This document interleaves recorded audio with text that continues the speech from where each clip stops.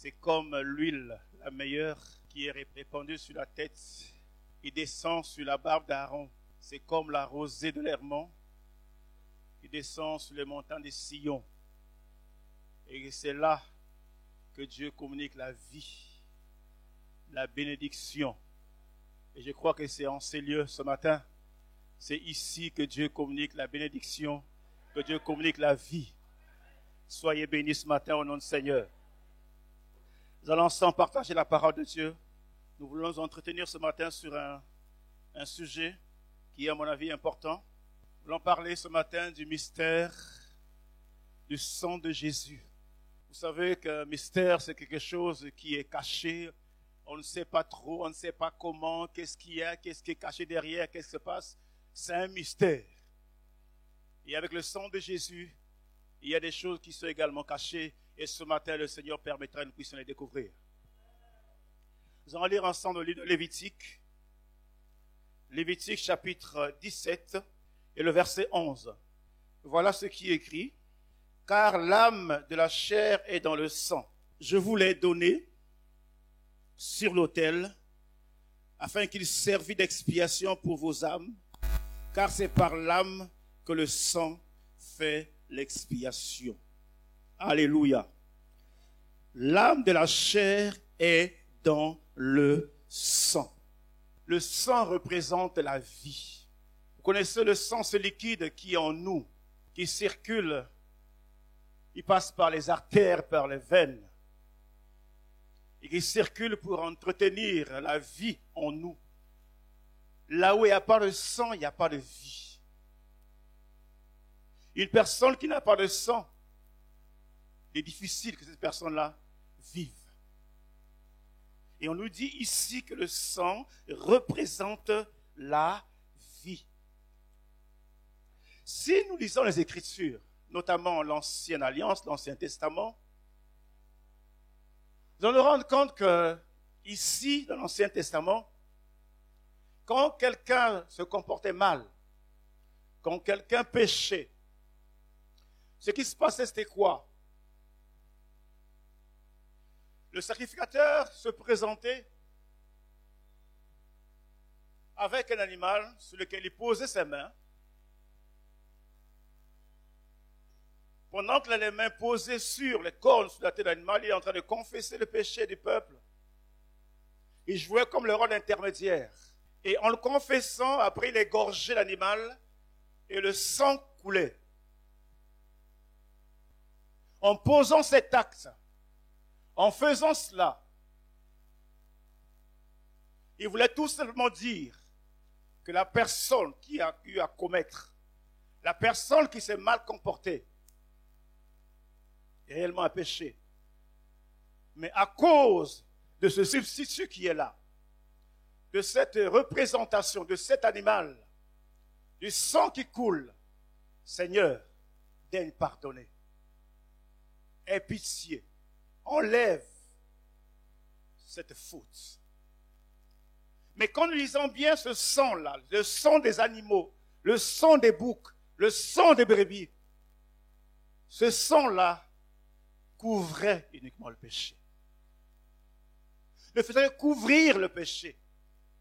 Et il fallait à chaque fois revenir, il fallait plus de fois revenir sur les mêmes choses. Il fallait revenir demander, Seigneur, veuille pardonner, Seigneur, veuille pardonner, pardonne. Il fallait à chaque fois reprendre la même chose, reprendre le même sacrifice. Mais dans la Nouvelle Alliance, dans le Nouveau Testament, on nous parle du sang de Jésus, le sang de l'agneau de Dieu qui ôte le péché du monde. Tout à l'heure, nous avons pris le vin ici qui symbolise ce sang qui a coulé à la croix.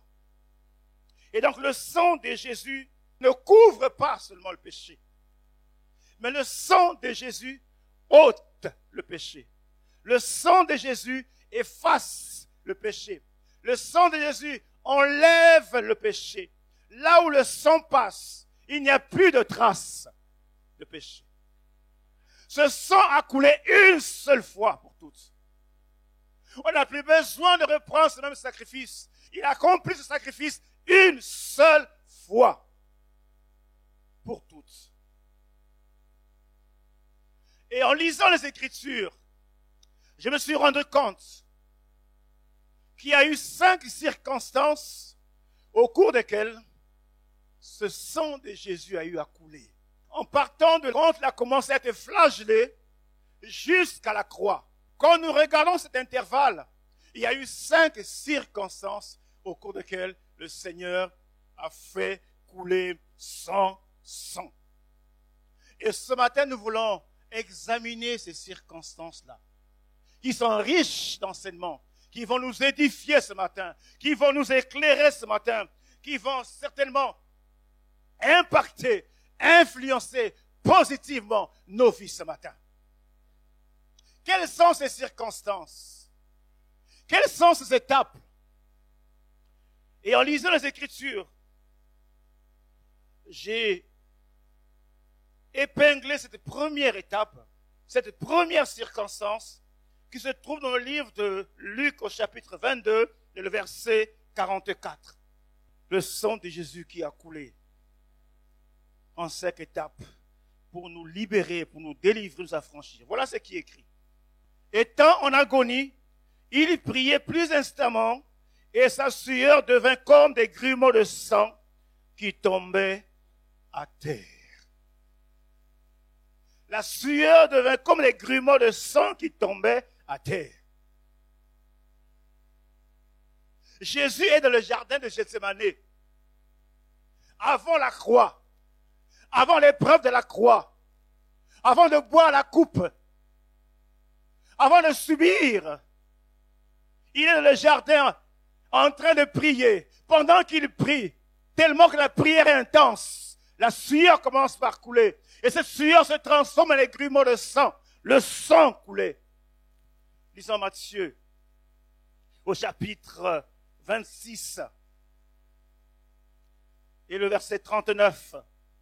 Puis, ayant fait quelques pas en avant, il se jeta sur sa face et pria ainsi. Mon Père, s'il est possible que cette coupe s'éloigne de moi, toutefois, non pas ce que je veux, mais ce que tu veux. Pendant qu'il souffre, pendant que la sueur, pendant que le sang coule, il veut dire au Père, éloigne de moi cette épreuve, éloigne de moi cette douleur, je ne veux pas subir cela, mais toutefois, pas ma volonté, pas ce que moi je veux, mais ta volonté. Ce que toi tu veux que je vais accomplir. Voilà la première circonstance, voilà la première étape. Le sang de Jésus a coulé dans le jardin de Gethsémane. Pas pour que Jésus fasse sa propre volonté, mais pour qu'il fasse la volonté du Père. Sachez, bien-aimés, que si le sang de Jésus a coulé, ce n'est pas pour que toi et moi, nous puissions faire notre propre volonté, mais son sang a coulé pour que nous fassions sa volonté à lui seul. Nous sommes appelés à faire la volonté de Dieu, mais souvent, les gens sont emportés à faire ce qu'ils veulent. Il y a tellement de moi en nous. Il y a l'égocentrisme en nous. Il y a l'égoïsme en nous. On parle en termes de moi, en termes de ma, en termes de mais. On ne voit que nous. Ce n'est pas toi qui vis. Ce n'est plus toi qui vis. C'est Christ qui vit en toi. Si c'est Christ qui vit en toi, tu n'as plus le droit de faire ta propre volonté. Parce que le sang de Jésus a coulé pour faire la volonté du Père. Alléluia. Est-ce que tu sais pourquoi le sang de Jésus a coulé? C'est pour que tu fasses la volonté de Dieu. Jésus savait pourquoi il était venu. Jésus savait pourquoi il était descendu. Pourquoi il avait quitté son trône de gloire. Il savait qu'il était venu pour accomplir la volonté du Père. Si nous avons été sauvés, si le Seigneur nous a rassemblés, il a fait de nous une nation sainte, un peuple acquis, un sacerdoce royal, et c'est pour que nous puissions faire sa volonté. Posons-nous la question, dans tout ce que nous faisons, sommes-nous dans la volonté de Dieu, dans la volonté du Père, ou nous faisons notre propre volonté? Sommes-nous prêts à faire la volonté de Dieu? Sommes-nous prêts à faire la volonté d'autrui? Ou nous ne regardons qu'à nous-mêmes? Alléluia. Il y a cette lutte-là, il y a ce combat dans nos cœurs, dans nos vies. Il faut faire la volonté de Dieu. Mais entre-temps, non, je dois penser à ma propre volonté. Je dois faire ce que moi-même je veux. Sache que le sang de Jésus, les grumeaux de sang qui ont coulé dans le jardin de Gethsémane, c'était pour te libérer, pour me libérer de ma propre volonté et faire la volonté du Père. Comme on a lu dans Matthieu 26 au verset 39. Voilà pourquoi, toi et moi, nous devons offrir nos corps comme des sacrifices vivants, saints et agréables pour notre Dieu. Je dois réaliser que je ne m'appartiens plus à moi-même, que mon corps ne m'appartient plus à moi-même. Mais je dois m'offrir à Dieu, m'offrir à mon Père. Je lui appartiens, je suis sa propriété. J'appartiens à mon Père, j'appartiens à mon Dieu. Voilà pourquoi je dois laisser la parole du Seigneur purifier ma vie. La parole du Seigneur brûler en moi pour ôter le moi, pour ôter l'égoïsme, pour ôter le gocentrisme, pour que je sois pur, je sois agréable devant mon Dieu et que je puisse faire sa volonté et rien que sa volonté. Que je sois ce vase d'honneur que le Seigneur recherche, ce vase d'honneur que mon Dieu attend. Laissons la parole de Dieu nous purifier. Laissons la parole de Dieu briser nos cœurs. Laissons la parole de Dieu changer nos cœurs. Laissons la parole de Dieu nous tailler, nous émonder, nous façonner, nous pétrir comme de l'argile, nous donner la forme qui convient à notre Dieu. Pour que nous puissions faire sa volonté, rien que sa volonté. Même si j'ai subi la calomnie, même si j'ai subi les injures, même si j'ai subi les médisances, là n'est pas mon problème. Ce qui est important pour moi, c'est faire la volonté de mon Dieu. Si Dieu permet que je sois calomnié, si Dieu permet que je sois injurié, il le permet pour sa seule gloire. Je dois faire la volonté de Dieu parce que Jésus a fait couler son sang dans le jardin de Gethsémane pour que je fasse sa volonté. On a craché sur Jésus. Il a été humilié. Il a été injustement accusé. Mais il a supporté les crachats. Il a supporté les injures. Il a supporté ces choses. C'est pour que toi, tu sois sauvé. C'est pour que moi, je sois sauvé. On a chanté tout à l'heure. Il a été attaché à la croix. Il a été crucifié. Il a été maltraité, il a été flagellé, il a été opprimé, il a été injurié, il a été maltraité à la croix. C'est pour que je sois sauvé. Et quand je prends ce repas, je me souviens de cette œuvre salvatrice. Je me souviens de ce qu'il a accompli à la croix pour que je sois libre aujourd'hui pour faire la volonté de Dieu. Rien que sa volonté. Alléluia. Je dois me comporter comme Paul. Paul qui a subi toutes sortes d'injures, toutes sortes des atrocités, qui a subi des médisances, qui a subi des épreuves, des tribulations, qui est passé par des moments difficiles. Mais malgré ces vents, malgré ces tempêtes, malgré ces situations, Paul a dit, pas ma volonté, je ne recule pas, je ne renonce pas, mais je continue à avancer parce que je dois servir mon Dieu, je dois faire la volonté de mon Dieu. Lisons dans 2 Corinthiens, au chapitre 6. 2 Corinthiens 6, à partir du verset 4.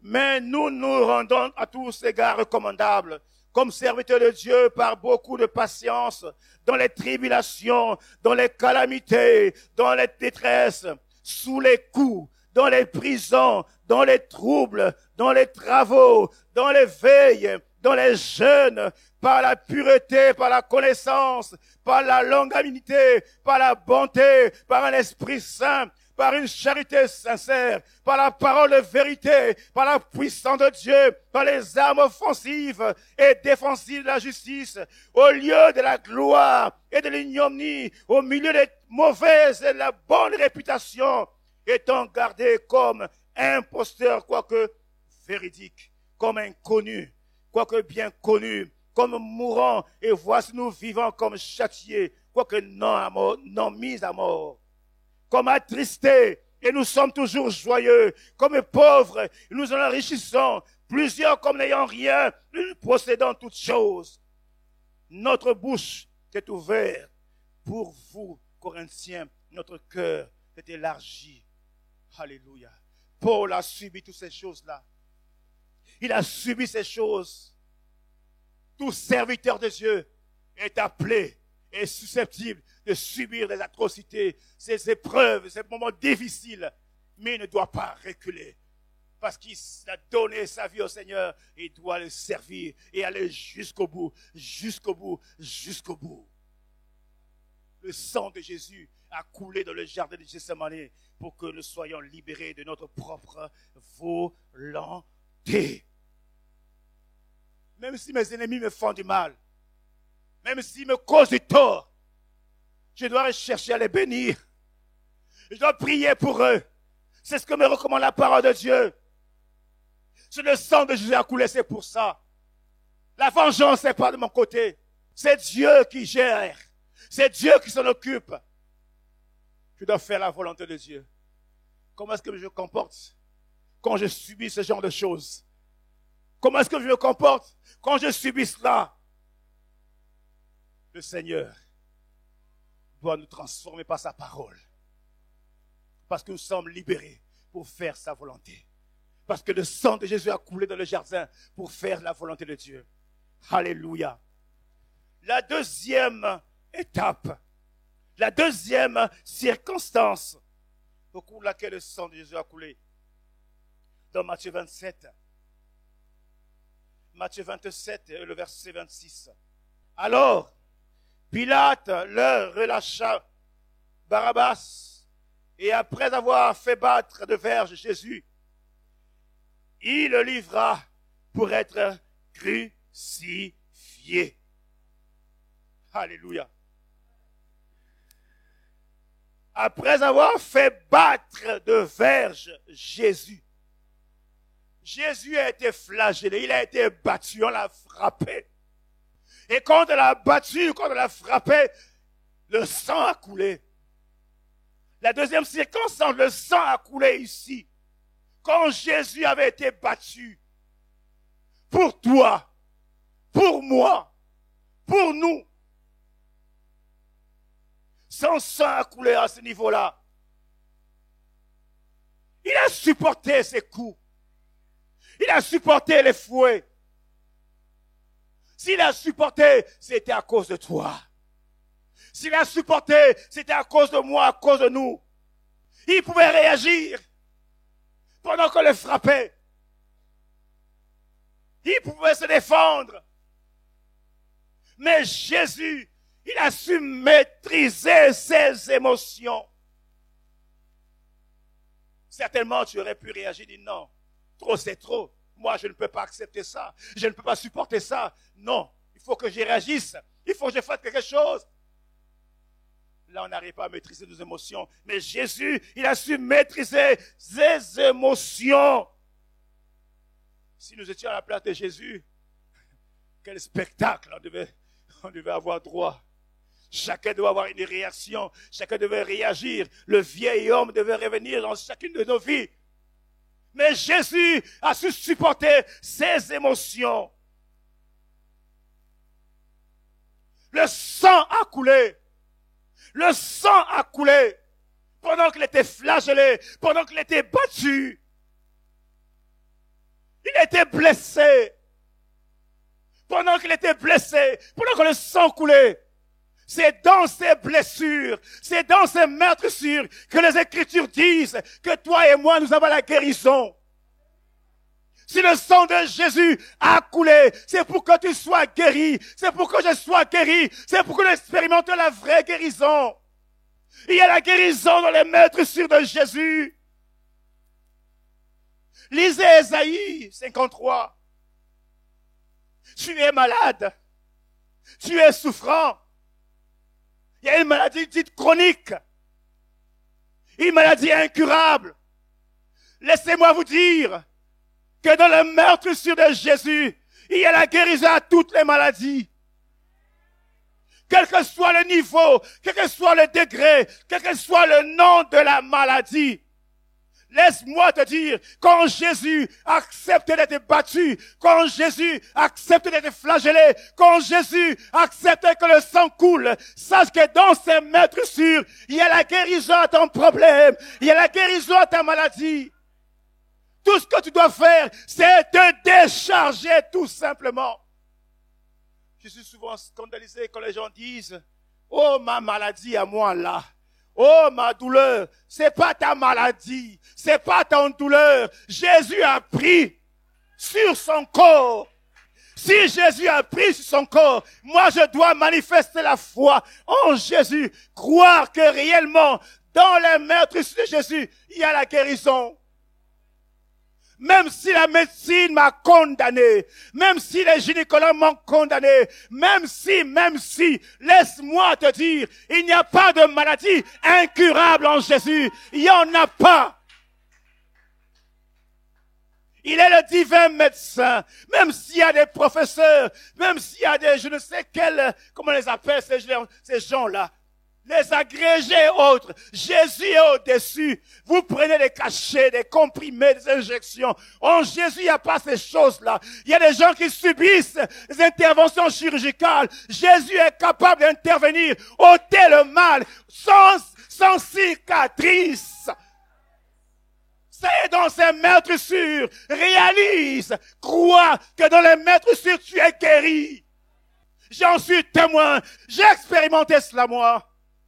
La médecine m'avait condamné pendant des années. J'ai été condamné pendant des années. Mais quand j'ai rencontré Jésus, on m'a parlé de Jésus, on m'a témoigné de Jésus, j'ai mis ma foi en Jésus, j'ai cru en l'œuvre salvatrice de la croix, au sacrifice de la croix. Et j'ai réalisé que mon problème avait la guérison, avait la solution dans les meurtrissures. Je me suis approprié cela, je me suis déchargé en Jésus.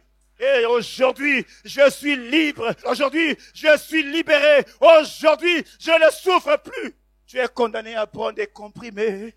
Tu es condamné à prendre je ne sais quel médicament. Laisse-moi te dire que le sang de Jésus a coulé. Quand Jésus a été battu, quand il a été flagellé, pour que toi, tu sois guéri. Il y a des gens dans les Écritures qui ont souffert. Regardez cette femme. Pendant 12 ans, elle souffrait. Elle est passée par tous les médecins, tous les spécialistes. Elle a dépensé tout son argent. Il n'y avait pas de solution. Il y a des gens ici qui paient le billet, qui prennent l'avion, qui vont à l'extérieur, qui vont en Europe, qui vont aux États-Unis pour chercher la guérison. Ils ne trouvent pas la solution. Mon mal avait commencé à l'étranger. Pendant 5 ans, j'ai souffert à l'étranger. Là où c'était sophistiqué, il n'y avait pas de guérison. Mais quand je suis arrivé ici, je suis rentré ici, j'ai rencontré Jésus, j'ai réalisé dans les meurtrissures, il y avait la guérison. Jésus m'a totalement guéri. On t'a condamné pour dire que non, là, tu ne pourras pas avoir un enfant parce que c'est bouché, parce qu'il y a je ne sais quoi, il y a tel microbe, il y a telle infection. En Jésus, dans les meurtrissures, il y a la guérison. Crois, décharge-toi seulement. Décharge-moi auprès de ton Seigneur. Décharge-toi de ta maladie. Dis, Seigneur, tu as pris ma maladie sur la croix. Seigneur, tu as pris ma maladie quand tu mourais sur la croix. Et je réalise que ma guérison a été acquise à la croix de Golgotha. Jésus s'est substitué. Il a pris ton fardeau. Il a pris ton problème. Il a pris ta situation. Il a pris tes maladies. Il a pris sur lui pour que toi tu sois libre. Tu sois libre. Ma prière, que tu expérimentes le miracle de Dieu dans ta vie. Ma prière, que personne ne t'impose les mains, mais que tu réalises, que tu crois à cette parole et qu'elle te guérisse, car il envoya sa parole et la parole les guérit. Alléluia! La troisième circonstance, la troisième étape, Matthieu 27, versets 28 à 29. Ils lui ôtèrent ses vêtements et le couvrit d'un manteau écarlate. Ils tressèrent une couronne d'épines qu'ils posèrent sur sa tête et lui mirent un roseau dans la main droite. Puis, s'agenouillant devant lui, ils le raillaient en disant « Salut, roi des Juifs ». Au verset 29, on a dressé une couronne d'épines. Une couronne d'épines sur le crâne, sur la tête, les épines. On nous dit que ces épines-là avaient une dimension de 5 cm. On enfonce les épines sur la tête. Imaginez-vous, pendant qu'on enfonce, qu'est-ce qui va arriver? C'est le sang qui coule. Le sang de Jésus. Il y a un mystère dans le sang de Jésus. Il y a un mystère dans le sang de Jésus. Le sang a commencé à couler. Le sang a ruisselé sur le visage. Il était là, les mains clouées. Le sang coulait également. Plus tard, on nous dit, le côté était percé. Le sang giclait. L'eau également. Les pieds également étaient cloués. Tout le corps, il n'y avait que le sang. Il n'y avait que le sang qui coulait. La couronne d'épines. Que de blessures sur le corps du Seigneur. Que de blessures sur le corps de notre Dieu. J'imagine que tout le visage était plein de sang. Tout le corps plein de sang. Parce que ça ruisselait de la tête jusqu'en bas. Quelle atrocité. Quelle souffrance pour toi et pour moi. Quand ce sang a coulé, quand ce sang coulait, il tombait par terre. Tombait par terre. Ce n'était pas en vain. Ce n'était pas en vain. C'était pour une mission précise. C'était pour quelque chose de précis. Rappelez-vous, quand Adam a péché dans le jardin, Dieu a eu à prononcer une sentence. Genèse 3, 17. Il dit à l'homme, puisque tu as écouté la voix de ta femme et que tu as mangé de l'arbre au sujet duquel je t'avais donné cet ordre, tu en mangeras point. Le sol sera maudit à cause de toi. C'est la force de peine que tu en tireras ta nourriture tous les jours de ta vie. Il te produira des épines et des ronces et tu mangeras de l'herbe des champs. Voilà ce que Dieu avait dit après que l'homme ait péché. Il a prononcé cette malédiction-là. Tu n'en mangeras point. Le sol sera maudit à cause de toi.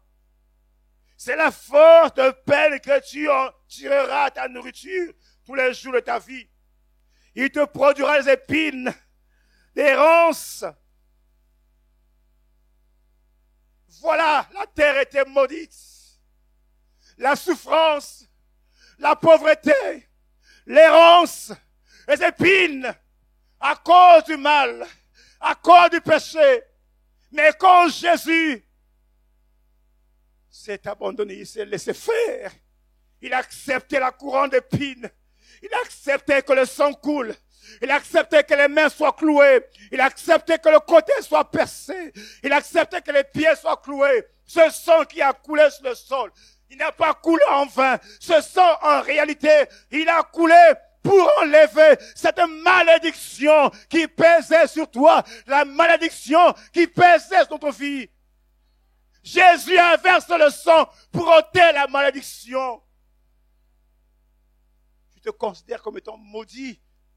Le sang de Jésus a coulé pour révoquer la malédiction, pour briser la malédiction, pour briser la pauvreté, pour briser la sécheresse. Ce sang a coulé pour toi et pour moi. Ôter la malédiction et que tu sois béni de toutes sortes de bénédictions. Jésus n'est pas allé à la croix en vain. Jésus n'a pas versé son sang en vain. Mais son sang a coulé, c'est un mystère. C'est un mystère. Il y a des gens qui disent, ça ne marche pas dans ma vie, ça ne va pas dans ma vie. Je vais aller peut-être consulter là-bas. On va ôter ce qui est en moi. On va me faire des lavages. On va me faire telle pratique. Comme ça marchera. Comme ça, mes affaires vont prospérer. Laisse-moi te dire, la bénédiction dans le sang de Jésus. Tout est caché là. Il y a toute la richesse dans le sang de Jésus. Parce que ce n'est pas un sang comme le sang de tout le monde. Ce n'est pas le sang des animaux. Ce n'est pas le sang des boucs. Ce n'est pas le sang des brebis. Ce n'est pas le sang des hommes. Mais c'est le sang du Dieu vivant. Si c'est le sang du Dieu vivant, ce sang ne peut que nous bénir. Réalise que le sang a coulé pour ôter la malédiction. Ôter la malédiction. Ôter la malédiction. Considère-toi comme quelqu'un qui n'est plus maudit. Tu n'es plus dans la malédiction parce que Jésus a déjà souffert. Jésus a porté la couronne d'épines. Jésus a versé le sang pour que je sois béni de toutes sortes de bénédictions. Alléluia. Peu importe ce que les gens disent, peu importe ce que les gens racontent, là n'est pas mon problème. Tout ce que je sais, que Jésus a ôté la malédiction. Votre humble serviteur a subi des choses. J'ai subi des choses. On m'a donné tous les noms dans l'église. Parce qu'on s'est dit que j'étais maudit.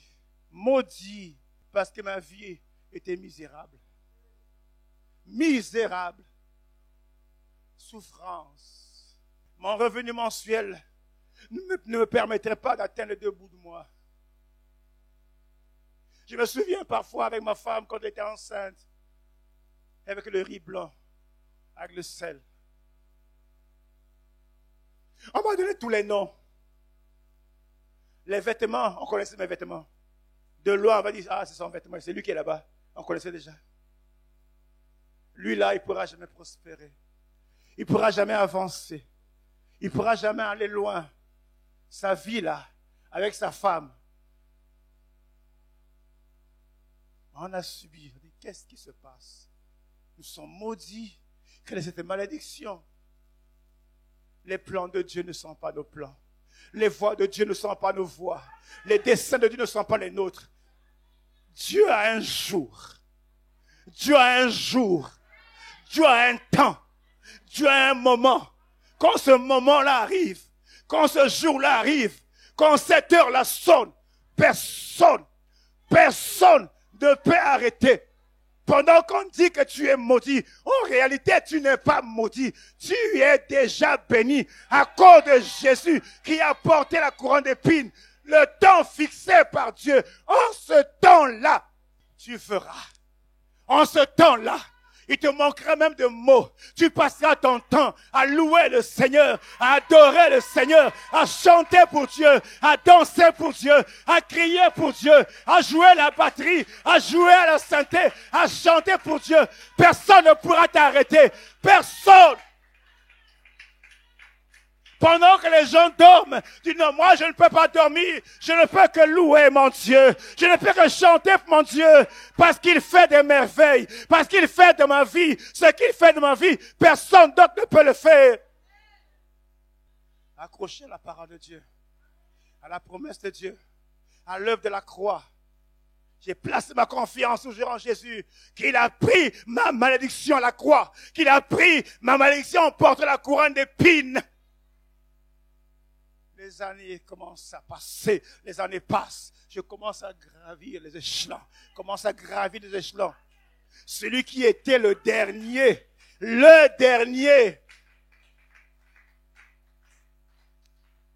je peux seulement vous dire que là où je suis, Dieu a fait grâce que je sois la troisième personnalité de cette entreprise. Et le jour où je suis arrivé là, les gens se posent la question, comment c'est possible? Sur la course, il y avait des gens. J'étais quelque part caché. Personne ne pouvait imaginer. Personne ne pouvait croire un seul instant que celui qui est caché là, c'est lui qu'on va chercher. Le David qui est dans la brousse, c'est lui qu'on va chercher.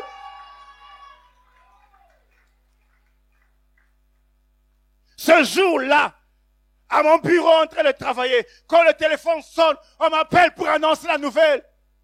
J'ai eu des larmes aux yeux. Qu'est-ce qui se passe? Ça arrivait comment? Ça a commencé comment? J'ai réalisé que Jésus, en mourant, Jésus, en portant la couronne d'épines, il a ôté la malédiction. Le temps arrive. Le moment arrive. Ton temps arrive. Ton moment arrive.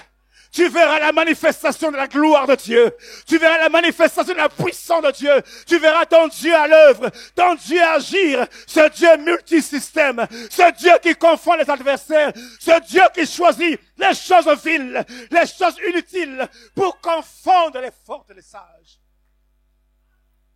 Le sang de Jésus a coulé pour ôter la malédiction qui pèse sur nous. Alléluia. Ne te considère pas comme étant maudit. À partir du moment où tu as cru en Jésus, que tu as donné ta vie en Jésus, tu es béni. C'est une question de temps, tout simplement. Alléluia. Il te suffit seulement de croire, confesser ton péché, abandonner ton péché, continuer avec le Seigneur. Tu verras. Et un jour, tu viendras prendre le micro ici, témoigner devant toute l'assemblée de ce que Dieu a fait dans ta vie, dans ta famille. La quatrième circonstance, le sang de Jésus a coulé. Le sang de Christ a coulé. Il y a un mystère dans le sang de Jésus. Il y a un mystère dans le sang de Jésus. Ce sang a coulé, mon frère. Ce sang a coulé, ma soeur. La Bible nous dit que Jésus-Christ est l'agneau de Dieu qui ôte le péché du monde. Jésus s'est sacrifié. Jésus s'est humilié. Il a quitté son trône de gloire. Il a abandonné les avantages qu'il avait là-haut. Il s'est abaissé. Il a pris la forme humaine. Il s'est identifié à toi et à moi. C'était pour ôter le péché. Jean-Baptiste a dit, voici l'agneau de Dieu qui ôte le péché du monde. Et c'est le sang de Jésus qui purifie. C'est le sang de Jésus qui ôte. Le seul détergent que nous avons, le seul savon spécial que nous avons pour nettoyer nos robes, pour nettoyer nos vies, pour purifier nos vies, c'est le sang de Jésus. Ce ne sont pas les détergents qu'on vend dans les supermarchés. Il y a des gens qui prennent de l'eau, qui se lavent les mains pour laver leur cœur. C'est le sang de Jésus qui a le pouvoir, qui a la capacité d'ôter le péché, d'effacer le péché, quelle que soit la couleur du péché, quelle que soit la gravité du péché, quel que soit ce que tu as fait, quel que soit l'acte que tu as commis, quels que soient les crimes que tu as commis. Laisse-moi te dire que si tu viens à Jésus, crois que Jésus, son sang est capable d'enlever cela. Et quand Jésus entre dans ta vie, quand Jésus entre dans ton cœur, il efface avec son sang. Il oublie toutes ces choses-là. Il te considère comme quelqu'un qui n'a jamais péché. Il te rend pur. Il te revêt d'une nouvelle robe, une robe blanche, une robe pure, sans tache, ni ride, rien de réprochable. Il te confie quoi? Le sang de Jésus est là. À la croix, le sang de Jésus a coulé. À la croix, le sang de Christ a coulé. Si les gens te condamnent, si les gens te condamnent, laisse-moi te dire, quand Jésus te purifie, il ne te condamne plus. Quand Jésus enlève le péché, il n'y a plus de condamnation pour ceux-là qui sont en Jésus. Tu es juste à cause du sang de Jésus. Quel mystère! La justice condamne les gens ici. La justice condamne plusieurs.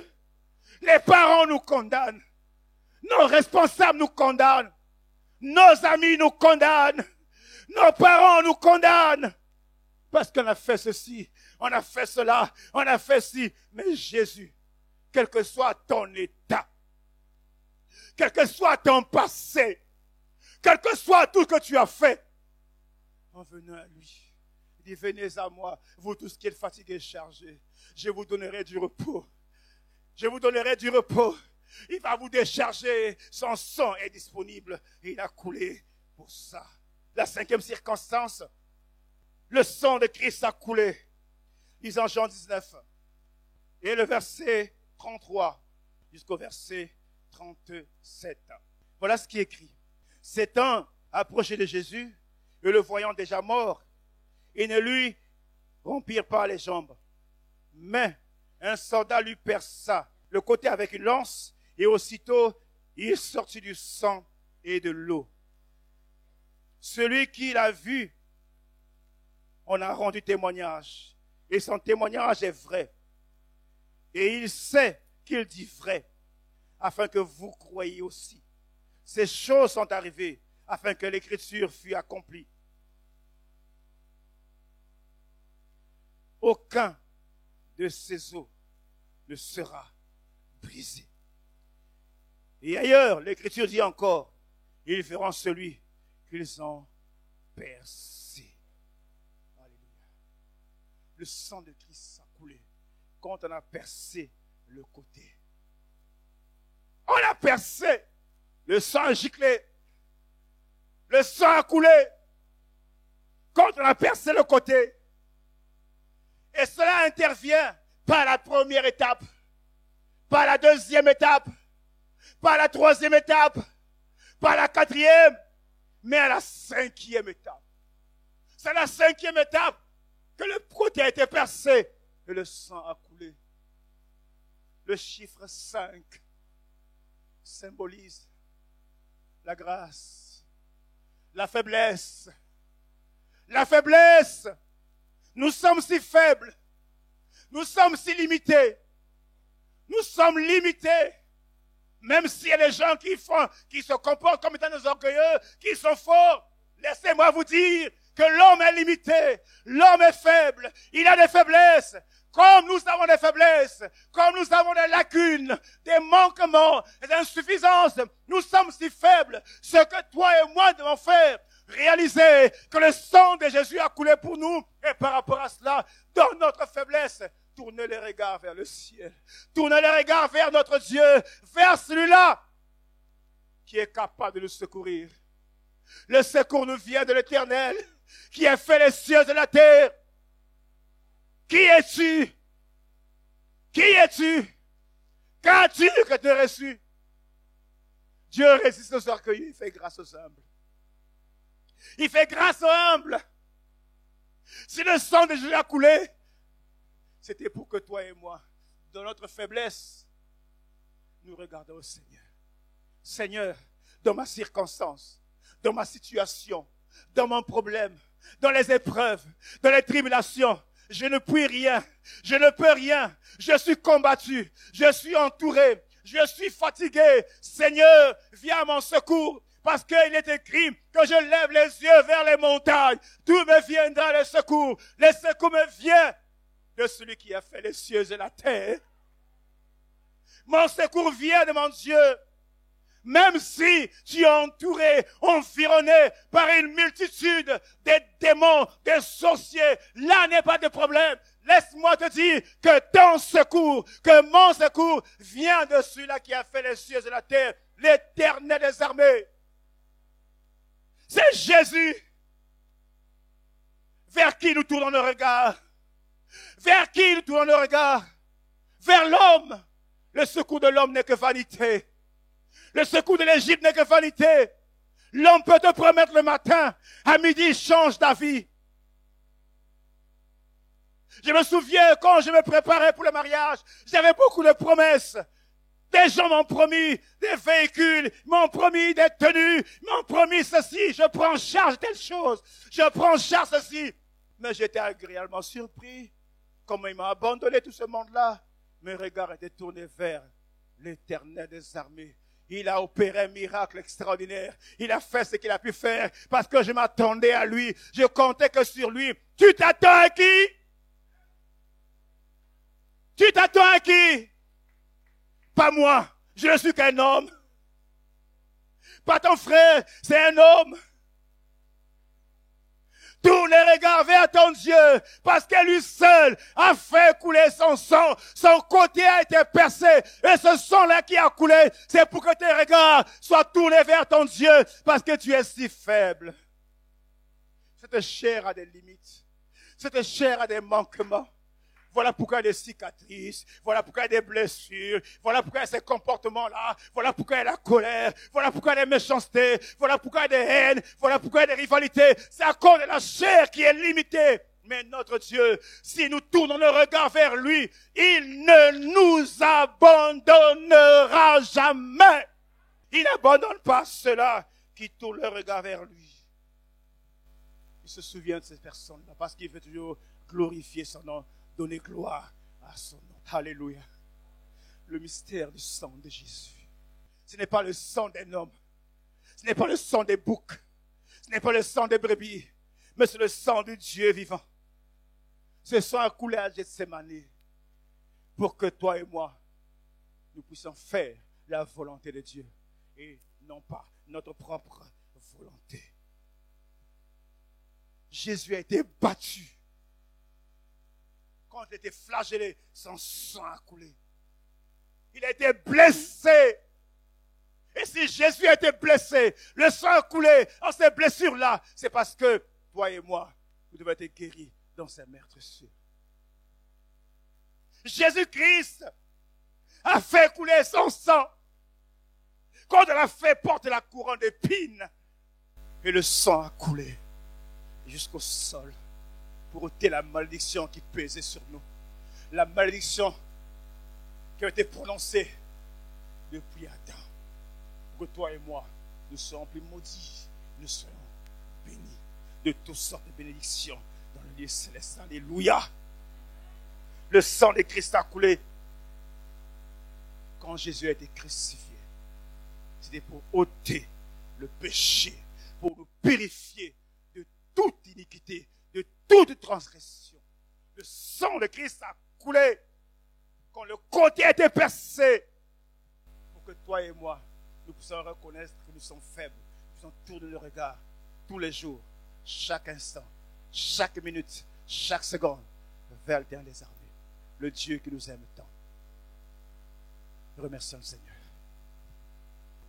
Parce que tu as un mystère qui est caché dans le sang de Jésus. Remercie-le, Seigneur. Merci pour ton sang. Merci pour ton sang qui n'est pas comme le sang des hommes, ni des boucs et des brebis.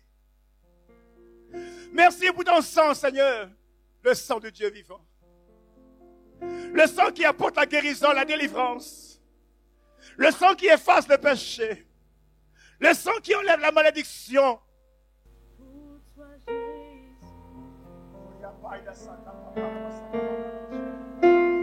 Merci pour ce que tu as fait. Tu es si précieux. Jésus, mon sauveur. Voici ton peuple, Seigneur. Voici tes enfants, Seigneur, mon Dieu m'envoie. C'est pour eux que tu es mort à la croix. C'est pour eux que tu as versé ton sang à la croix, mon Dieu. Pour ôter la condamnation. Pour ôter le péché. Pour ôter la malédiction, Seigneur. Oui, ce matin, je révoque toute forme de malédiction. J'annule toute forme de malédiction qui pesait sur mon frère, qui pesait sur ma soeur. Que toute malédiction prononcée par les ancêtres, prononcée par les parents, la malédiction de la première et la quatrième génération, je la révoque, je la révoque, je la révoque, je l'annule, je l'annule, je l'annule au nom de Jésus. Tu es Jéhovah Rapha. Dans tes meurtrissures, nous avons été guéris, Seigneur. Nous nous déchargeons, Seigneur, à toi, Seigneur, ce matin. Que la puissance de tes meurtrissures visite ton peuple. Que la puissance des meurtrissures visite tes enfants ce matin, mon Dieu, mon roi. Que la maladie soit ôtée. Amen. Que la maladie soit ôtée. Que la maladie soit ôtée. Qu'un miracle s'opère. Qu'un miracle s'opère. Qu'un miracle s'opère. Soyez bénis. Au nom de Jésus. Soyez libres au nom de Jésus.